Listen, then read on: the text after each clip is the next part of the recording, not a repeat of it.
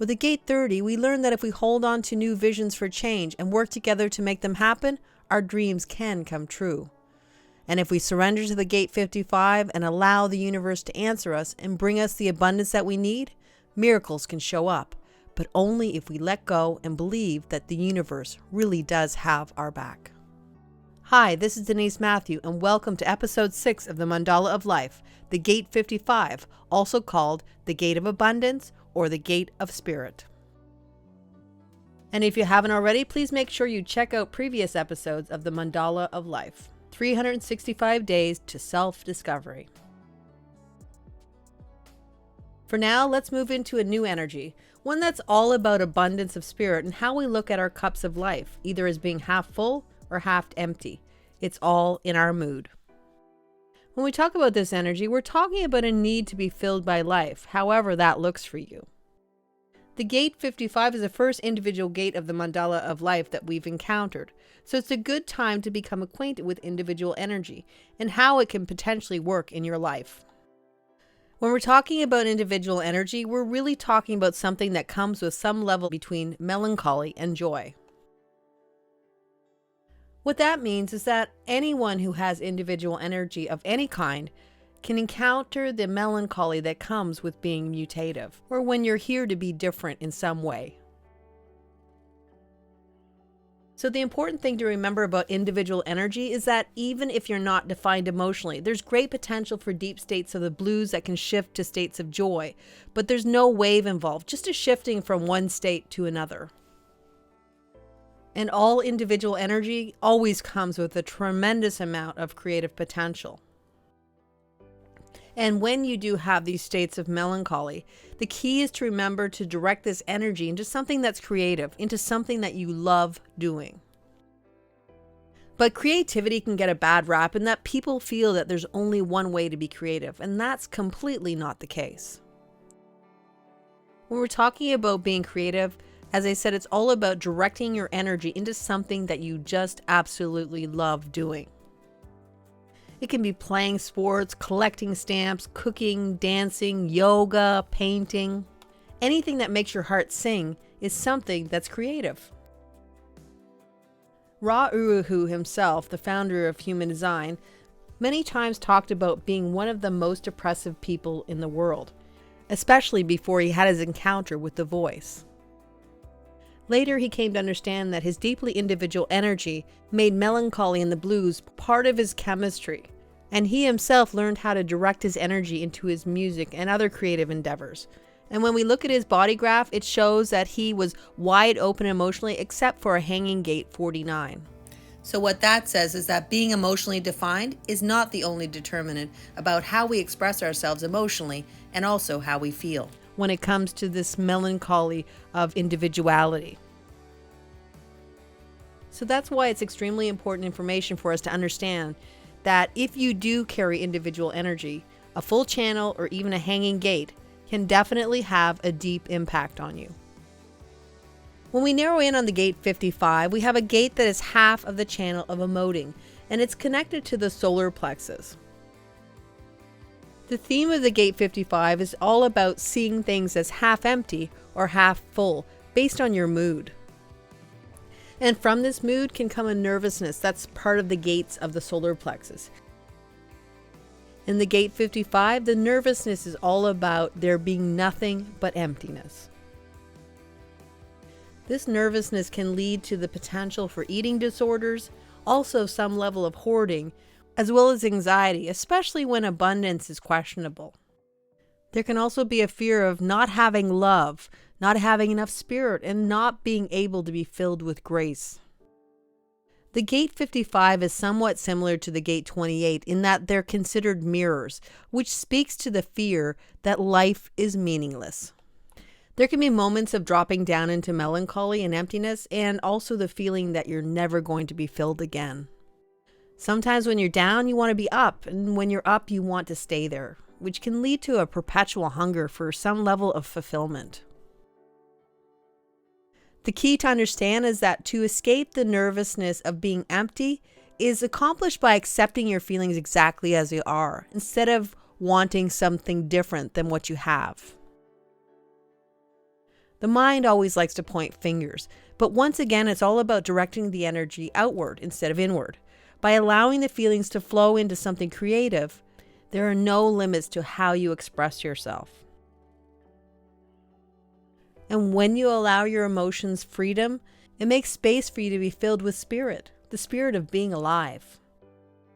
When we bottle up the energy instead of allowing it to flow, there's really no space inside of us to have anything new, and pressure builds up and it's looking for an outlet. So if we choose freedom instead of a prison, we can see how the low parts of our moods are something that are part of our uniqueness. And just like the clouds cover the sun, eventually they drift away and we feel the warmth again. And so too will the melancholy shift into something different, but only if we allow it to have its space and its time. For some, music can be an outlet or a way to move through the energy of your moods. And it's a way that sometimes you can express your melancholy without really having to say a word. But it's always important to remember that one of the biggest stumbling blocks that can happen here is questioning your feelings and your moods. Statements like, "I should be happy, but," or "Why do I feel this way?" can derail your ability to maneuver through all the aspects of who you are. Instead of knowing and accepting that oscillations are part of being human, and embracing this part of yourself is one of the greatest gifts you can give yourself. Remember, there's beauty in all parts of life, and when we see that, we can move through the energy with acceptance of our own individuality. Instead of picking and choosing the most socially acceptable parts of you, it's all about being where you are. There's a lot of magic in this gate because spirit can be found here when we fully accept our feelings.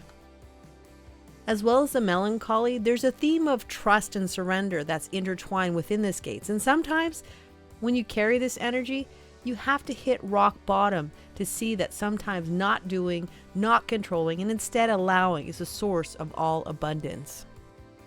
It's all about feeling your way into the flow and knowing that if you truly believe in a higher purpose and a universal truth, that you will always be supported in your life. And yet, that may be one of the most difficult parts for you to accept about this energy. But if you can allow yourself to accept that the worry that you have about having enough won't change anything, and when you allow life to unfold as it's meant to, and truly let go, the universe will show you the path that you're here to tread. And of course, using your strategy and authority is one of the best ways to align with this energy, so you can receive the abundance and the fullness that you crave. From a world perspective, this energy is considered the energy that will be dominant when we reach 2027. 2027 is a time when Ra Uru talked about the precession of the equinox, moving from the gate 37, line 1, to the gate 55, line 6. So a movement from tribal energy to individual energy. The gate 55, line 6 is also called selfishness, and when it becomes more dominant in 2027, it is said that our emotional spirit will awaken. And when we're talking about the selfishness of the gate 55, line 6, we're talking about something that is not ego-driven. And it's about our need as an individual to provide for our bodies before we can have spiritual growth. This means that our mundane parts of life, of being human, like having food and all the things that we require to survive, needs to be satisfied if we are to evolve in any way. And when we're talking about the selfishness of the gate 55, society has an unwritten rule that says if you're spiritual in nature, then having worldly abundance is not part of the equation. Yet, if you are truly hungry, it's difficult to see anything beyond your deepest human need. Great spiritual leaders like the Buddha learned that balance in the middle way is a place where all things are possible, which means that abundance and material worth can align with spirituality, and it doesn't have to be one side or the other. In fact, the two can be melded together. Of course, there's always going to be potential to become obsessed about material wealth and to be out of balance. But if we walk the middle way and are open to the universe and accept and allow what we are given with gratitude and love, the flow of abundance has potential to get easier in our lives. And when we're talking about the spirit of the Gate 55, it can also be a sense of happiness. Yet this happiness doesn't only have one way. It's filled with dualities, which is something that we never hear. It's about the concept that true happiness and freedom can be found in the acceptance of exactly who we are, in our darkest and also our lightest moments. And if we let go of the guilt attached to anything less than feeling joy and bliss, and see the beauty in our melancholy and truly accept every facet of our being, we will find peace, satisfaction, success, and surprise. And if we get back to the theme of selfishness, we can look to the writing of Ruth B. Drown, who wrote about divine selfishness in 1946 in her book called Wisdom from Atlantis. In it she said, "While the Western world is devouring itself with selfishness, and the Eastern world is abasing itself with selflessness, let us try to contemplate an impartial, perfect attitude of mind, which is not a respecter of persons, but which is rationally able to see that the good of all depends upon the good of the individual, that the good of the individual depends upon the good of the all, that we cannot lift ourselves up without lifting others, that others may not be lifted up without lifting us." And once again, the mandala of life spins. And when we learn that if we surrender to the Gate 55 and find balance in who we are and release our hopes and dreams out to the universe, that no matter how much we feel that life will never get better, the universe really does have our back.